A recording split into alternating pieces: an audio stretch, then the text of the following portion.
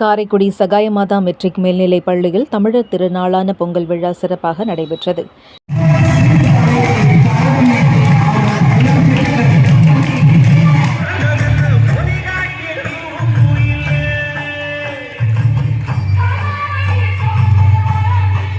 இந்நிகழ்ச்சியில் பள்ளியின் தாளாளர் அருட்சகோதரி செல்வமேரி, முதல்வர் அருட்சகோதரி கிரண், சகாயமாதா நர்சரி பள்ளியின் தலைமை ஆசிரியர் அருட்சகோதரி மேஃபல் மற்றும் கார்மல் மழலையர் மற்றும் தொடக்கப்பள்ளி அருட்சகோதரி எல்மா, அருட்சகோதரி சுமதி மற்றும் அருட்சகோதரி ஜெரோம் கலந்து கொண்டனர்.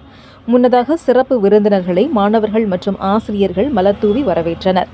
பின்னர் பாரம்பரிய உடை அணிந்து மாணவர்கள் மற்றும் ஆசிரியர்கள் பொங்கல் பானைகள், கரும்புகள், பச்சரிசி, தேங்காய், பழங்கள், வெல்லம், மஞ்சள் கொத்து, மாலைகள் என சீர் வரிசைகளுடன் ஊர்வலமாக வந்தனர். அதனைத் தொடர்ந்து பொங்கல் வைத்தல் மற்றும் மாணவ மாணவியரின் கலை நிகழ்ச்சிகளும் நடைபெற்றது.